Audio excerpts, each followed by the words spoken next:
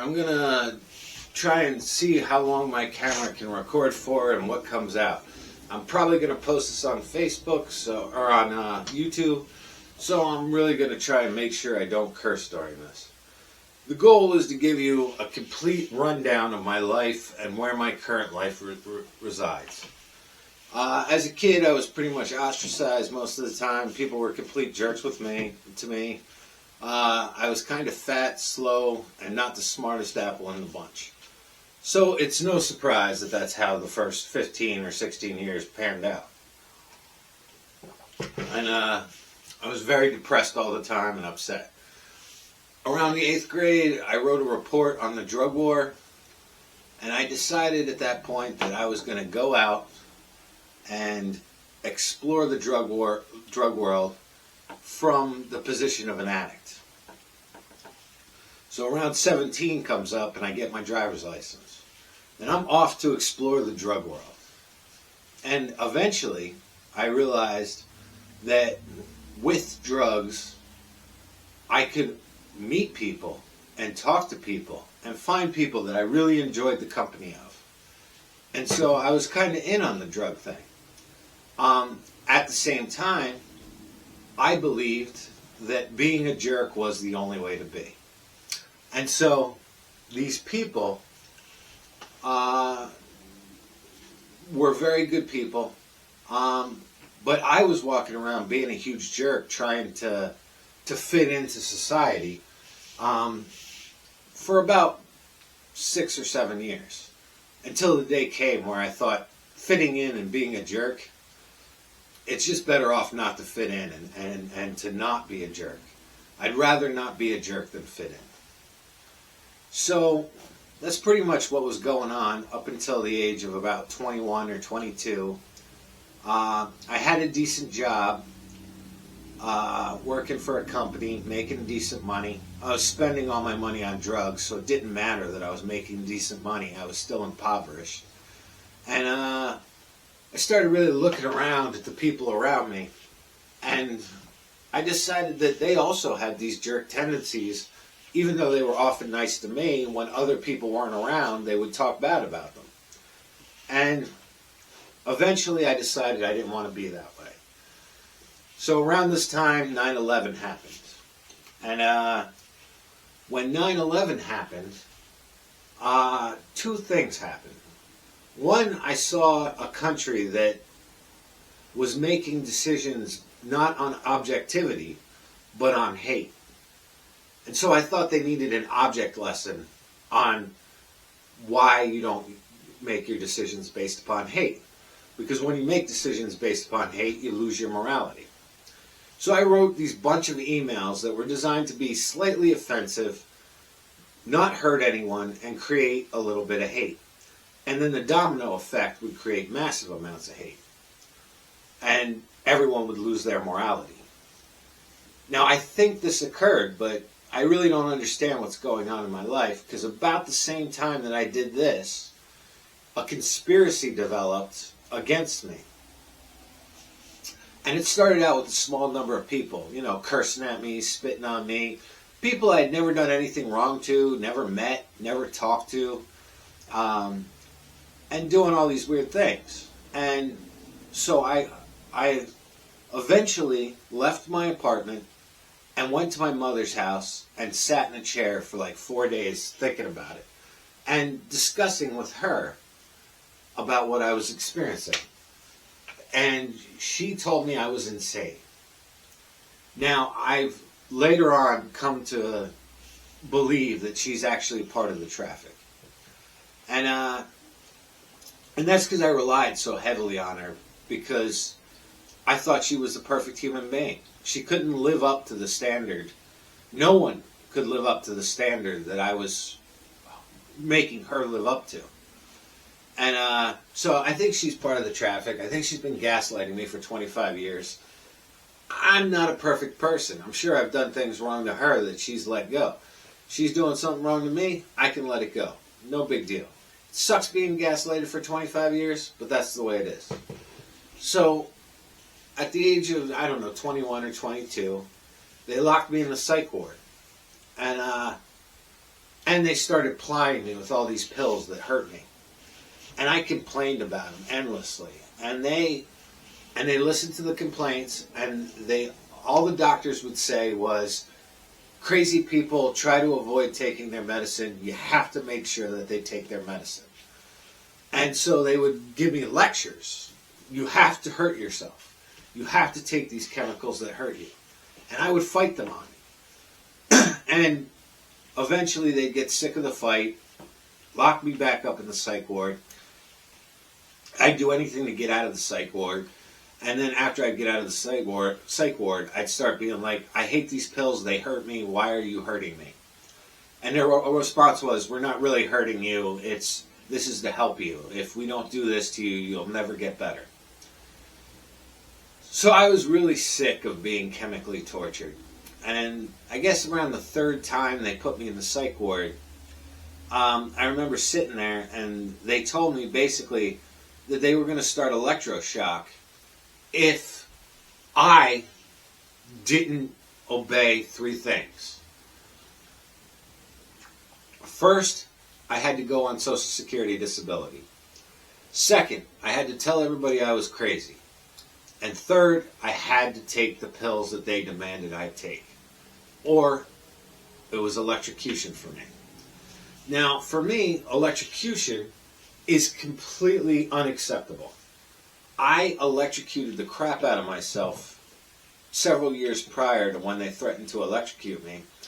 And because I bought this machine that supposedly just strap things on and works your abs, and your abs get all worked up. And so I strapped that on and electrocuted the crap out of myself. And I decided I never wanted to be electrocuted again. So after they threatened to electrocute me, I went completely submissive.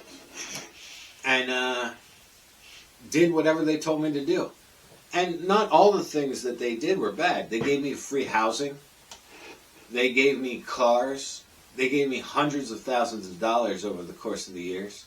That, you know, all I had to do was walk around being abused by this criminal conspiracy. Wasn't that bad a deal. I spent, I don't know, I would say 15 years just living like that. I would sit around watching TV. I got really fat and diabetic.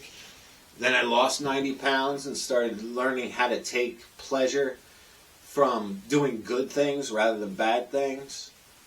All the people who I wanted to meet and interact with over that I was using drugs to open the door for, thought that I was using them to get to drugs. And that was a big problem, because I was using the drugs to get to them.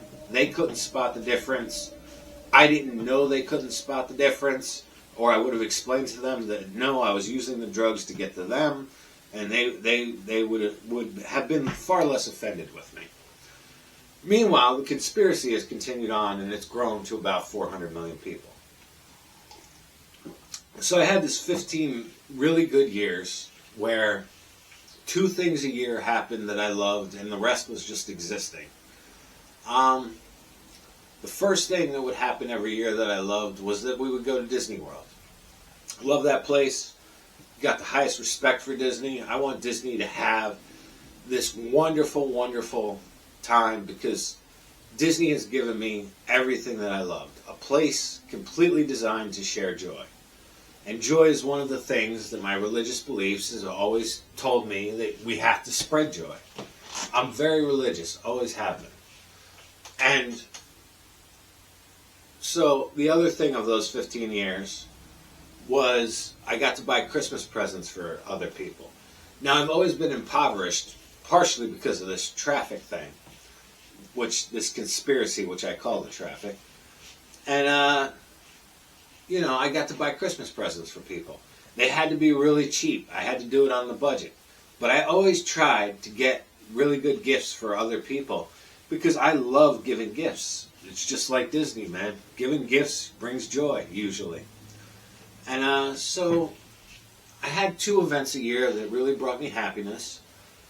I had during this 15 years, I had learned how to take joy from things like exercise and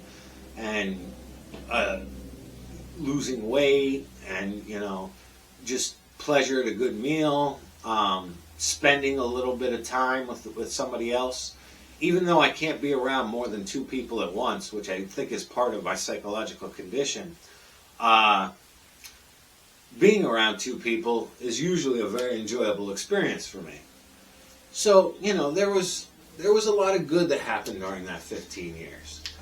And then, toward the end of the 15 years, about 5 or 6 years ago, and, eventually the chemical torture stopped.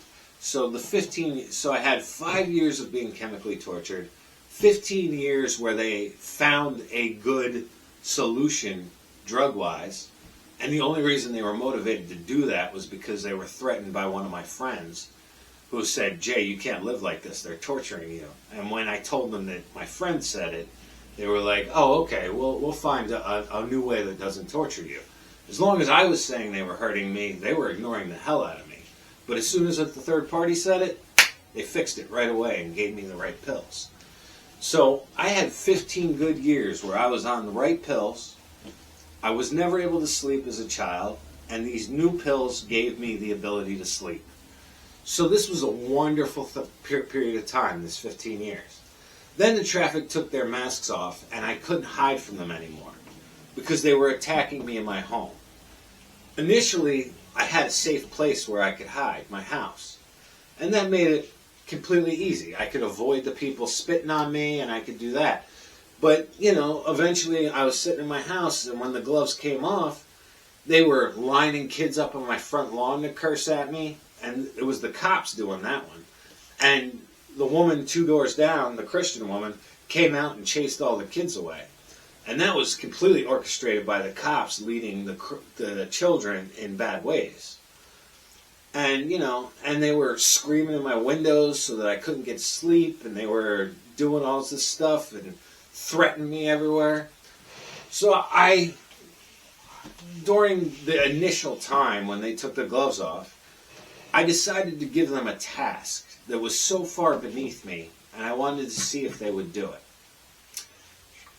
So what I told them was, if you say "have a good one" to me, that's the same as saying "go screw yourself." And they're still doing it to this day. It's been 5 years since I gave them this ultimatum. And everywhere I go, the members of this conspiracy always say "have a good one." And they think it's the coolest thing in the world to spout profanity and have this stealth profanity. I think this is the dumbest thing I've ever witnessed. And at first, I was laughing about how dumb they were. And then I reached a phase where it was so annoying and so repetitive that I was actually upset. And now it just doesn't matter. They're just too stupid for words. So, during that 5 years, eventually I decided that I needed to explore the traffic.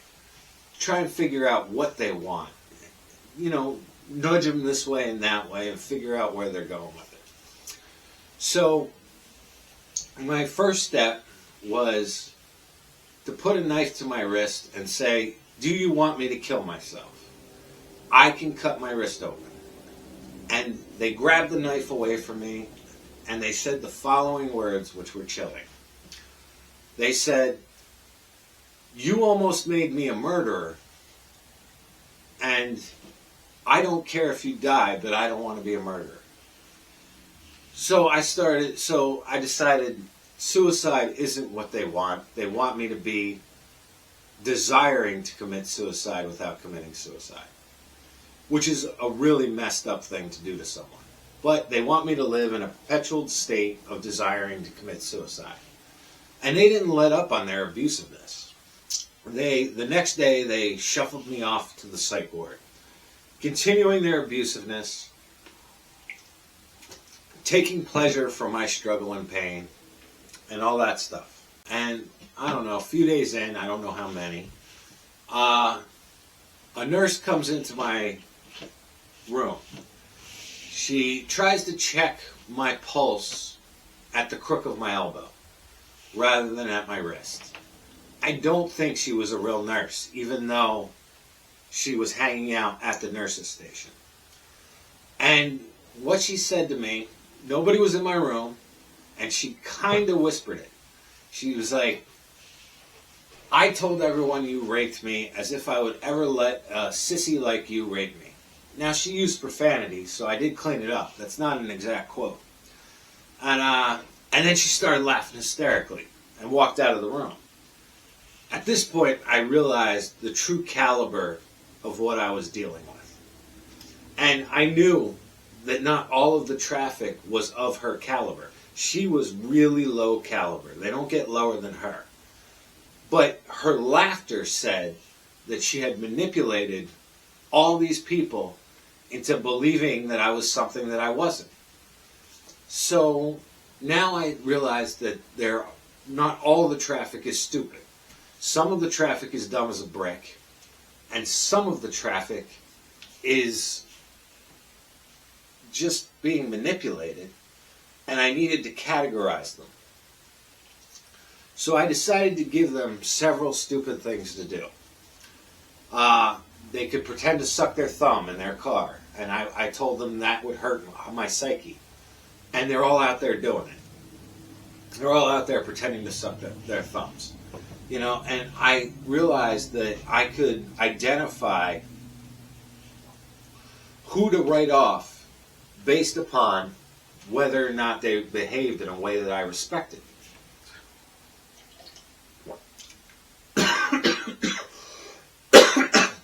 If you're pretending to suck your thumb in your car, I don't respect you. Plain and simple. And because I don't respect you, I get to write you off. I only deal with people who behave in ways that I respect. The problem is that the percentage of people that I don't respect turns out to be in the 50% range. And that's a lot of people not to respect. And then there's the people who are being manipulated and still know how to behave like adults. And those guys, I do want to respect. It's like, okay, you know how to behave like an adult, that's cool. So that's where I'm pretty much at in life. I have no job, no prospects for the future, but I'm seeing the way life goes. Anyway, I gotta run right now, but I'm gonna see how this camera works, and hopefully this works.